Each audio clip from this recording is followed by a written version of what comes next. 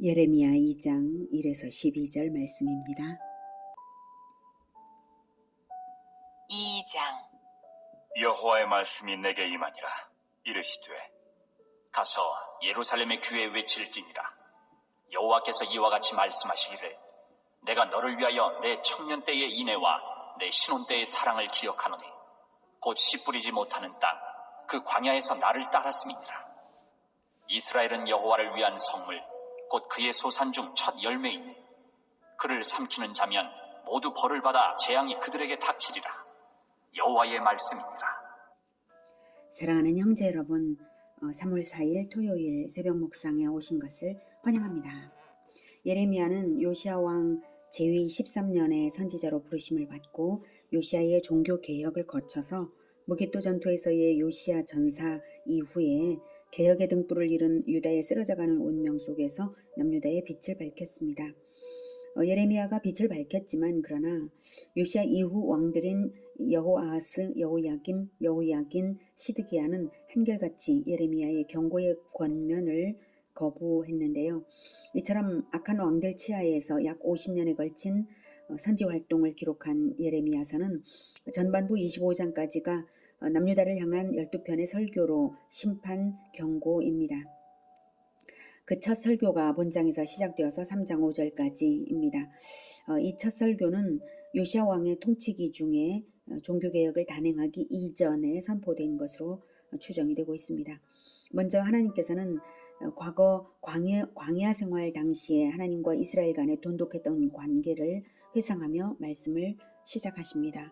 1절 여호와의 말씀이 내게 임하니라 이르시되 이렇게 하나님의 말씀이심을 신적인 그 기원을 밝히고요. 2절 가서 예루살렘의 귀에 외칠지니라. 예루살렘 여호와께서 이와 같이 말씀하시기를 내가 너를 위하여, 그래서 이 너는 예루살렘으로 대표된 선민 이스라엘입니다. 하나님과 선민과의 관계를 처음 맺었던 그때를 기억을 하면서 이렇게 부르고 있는 거죠. 내가 너를 위하여 내 청년 때의 인애와 내 신혼 때의 사랑을 기억하노니 곧 씨 뿌리지 못하는 땅 그 광야에서 나를 따랐음이니라. 선민과의 관계를 처음 맺었던 과거 출애굽 광야 시절을 소년 시절의 우정과 신혼 시절의 사랑에 비유한 것입니다. 그 당시에도 이스라엘은 하나님의 사랑을 배반하기 일쑤였는데 그렇지만 하나님은 아름다운 기억으로 그것을 말씀하고 계시죠. 그렇게 하시는 이유는 그때는 사람으로 말하면 이스라엘은 잘 모르는 어린 시절과 같았기 때문이고요. 또한 그만큼 현재는 이스라엘의 현재 지경이 아주 타락되었기 때문이고요. 또한 첫 언약을 기억하고 그 관계성을 환기시키기 위해서 이렇게 과거를 돌이키게 하고 있습니다. 3절 이스라엘은 여호와를 위한 성물 곧 그의 소산 중 첫 열매이니 그를 삼키는 자면 모두 벌을 받아 재앙이 그들에게 닥치리라. 여호와의 말씀이니라. 이스라엘은 여호와를 위한 성물 곧 그의 소산 중 첫 열매라고 말씀하시는 것은 그 다음 열매들이 있을 것을 전제로 하시는 말씀입니다. 하나님은 세계 선교를 바라시고 선민을 먼저 부르신 거예요. 선민을 부르실 때의 말씀도 그러셨죠. 출애굽기 19장 5, 6절에 이렇게 말씀하셨습니다.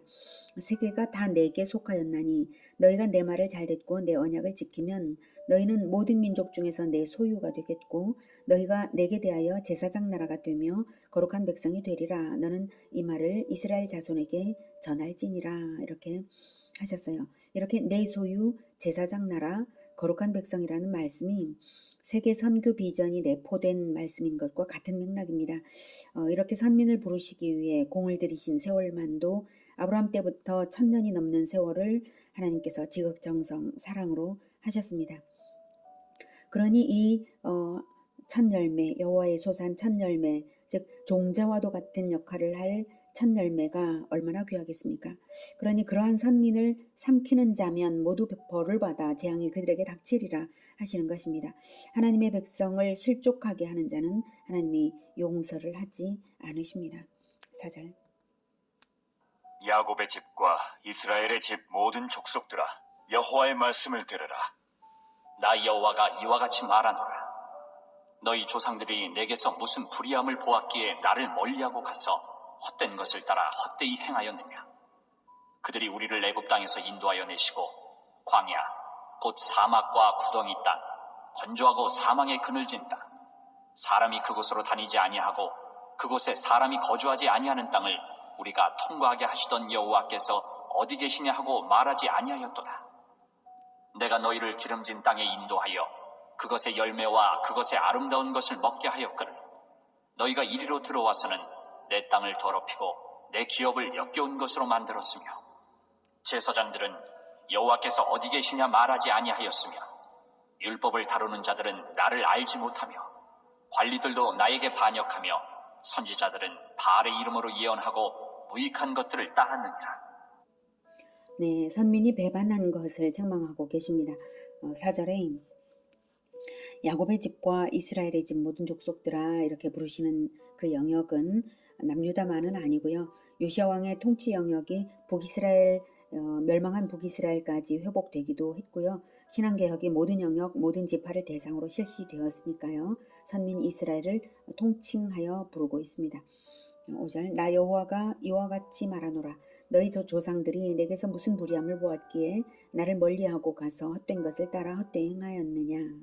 네, 선민 이스라엘은 언약관계에 합당하지 않게 까닭없이 하나님을 멀리하고 배반한 것입니다. 6절 그들이 과거 조상들을 말하는 거죠. 그들이 우리를 애굽 땅에서 인도하여 내시고 광야고 사막과 구덩이 땅 건조하고 사망의 그늘진 땅 사람이 그곳으로 다니지 아니하고 그곳에 사람이 거주하지 아니하는 땅을 우리가 통과하게 하시던 여호와께서 어디 계시냐고 말하지 아니하였도다.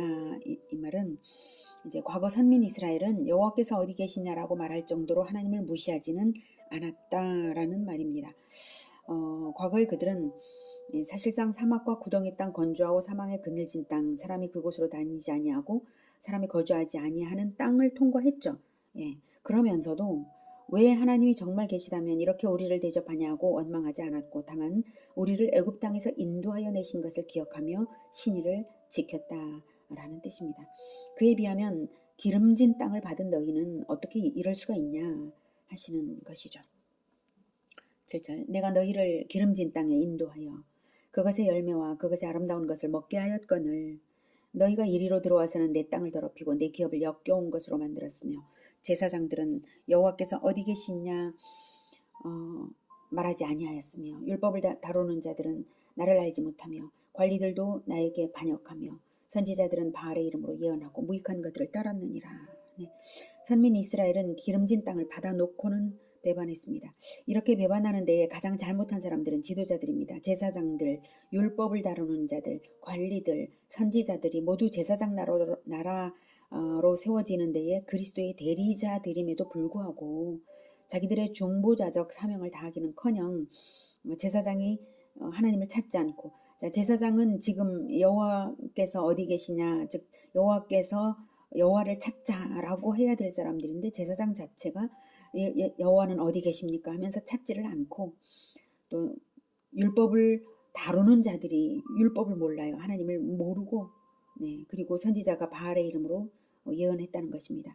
그러니 그들이 땅을 더럽힌 것이고 내 기업 즉 선민 이스라엘을 하나님 앞에서 역겨운 것으로 만들고 만 것입니다.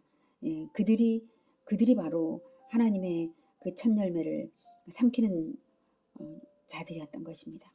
9절 그러므로 내가 다시 싸우고 너희 자손들과도 싸우리라. 여호와의 말씀이니라. 너희는 기띔 섬들에 건너가 보며 게달에도 사람을 보내 이 같은 일이 있었는지를 자세히 살펴보라. 어느 나라가 그들의 신들을 신 아닌 것과 바꾼 일이 있느냐. 그러나 나의 백성은 그의 영광을 무익한 것과 바꾸었도다. 너 하늘아 이 일로 말미암아 놀랄지어다. 심히 떨지어다. 두려워할지어다. 여호와의 말씀이니라. 네, 선민 이스라엘이 명백히 언약의 주 하나님을 배반했으므로 이제는 하나님이 고발자가 되어서 논쟁을 벌여서 심판을 이끌어내겠다는 말씀이십니다. 내가 다시 너희들과 싸우겠다.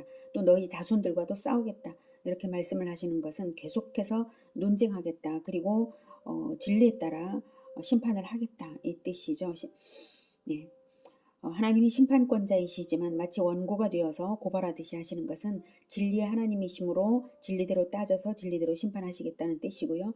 너희들과도 싸우고 자손들과도 싸우겠다는 것은 이미 율법을 모르고 하나님을 모르고 진리를 모르면 그 자손 대대로 계속 모를 것이 분명하거든요. 그래서 자손들과도 싸우겠다 이렇게 하셨고, 기띔이나 게달에라도 가서 봐라 하시는 것은, 기띔 즉 구브로인데요. 현재 키프러스입니다. 이것은 서방 세계 서쪽 가나안 땅을 중심으로 해서 서쪽입니다. 그리고 게달은 동쪽에 있거든요. 그래서 서방 세계를 대표로 해서 기띔, 게달은 아라비아 지역인데 동방 세계를 대표해서 게달, 이 두 쪽을 언급하면서 거기라도 가서 봐라 이런 일이 있냐 하시는 것은, 세계 열방에도 그들은 우상을 숭배하는 나라들인데 그럼에도 불구하고 이런 일은 없지 않냐 하시는 것입니다. 11절에 어느 나라가 그들의 신들을 신 아닌 것과 바꾼 일이 있느냐. 근데 하나님의 언약 백성들에게는 기가 막힌 일들이 벌어진 것이죠. 하나님 아닌 피조물과 아무것도 의미가 없는 무익한 것과 바꾸는 것입니다. 예수님께서 십자가를 지신 일도 똑같은 일입니다. 인간들이 하나님을 죽인 일이고 피조물이 창조주를 못 박은 일입니다. 이런 일은 결코 찾을래야 결코 찾을 수 없는 그런 일이죠. 그런 일을 당하신 하나님이시므로 그런 일을 통하여서라도 자기 백성을 되찾으시기 위해서 이렇게 피를 토하듯 논쟁을 벌이시는 것입니다. 죄악된 우리라면 배반한 자를 그저 조용히 보내버리고 말겠지만, 하나님은 선민을 결코 버리지 않으시고 논쟁을 벌이고 계십니다. 되돌리기 위해서 말입니다. 배반당했는데 자기를 배반한 자를 되돌리기 위해서 이러고 계십니다. 오늘은 자기 백성을 되돌리기 위해서 뜨거운 논쟁을 벌이시는 하나님을 만났습니다. 그러니 우리 자신을 돌아보고 하나님을 모른 채하고 무시했던 태도를 이제는 회개하고 뜨겁게 하나님께 돌아와야 하겠습니다. 그리고 하나님의 심정으로 또 다른 사람들을 불러내어야 하겠습니다. 예레미야처럼요. 우리는 제사장 나라로 부르심을 받았기 때문에 세계 선교를 바라보시는 하나님의 시선을 따라 우리 역시 그 심령으로 함께 갈 수 있기를 기원합니다. 기도하겠습니다. 하나님, 우리는 하나님께 좋은 것을 많이 받았습니다. 하나님의 아들 예수 그리스도의 보혈을 받았고 구원받아서 또 좋은 여러 가지 조건들과 평탄한 길을 받았습니다. 그런데 이 은혜를 모르고 우리가 헛된 것과 하나님을 바꾸었던 것을 용서해 주시옵소서. 우리가 모르고 그랬습니다. 이제 하나님의 말씀을 잘 배워서 결코 헛된 것과 바꾸지 않을 수 있기를 바랍니다. 하나님, 우리를 붙들어 주시고 하나님의 그 고귀한 것을 더욱 깨달아 알게 하시고 자손대대로 잘 가르칠 수 있게 도와주시옵소서. 그래서 하나님께 돌아오는 그러한 우리 모두가 되고 또 끝까지 예레미야의 심령으로 사람들을 돌아오게 하는 우리 모두가 되게 주님 도와주시옵소서. 예수 그리스도 이름으로 기도드립니다. 아멘. 이어지는 시간은 개인 기도 시간입니다.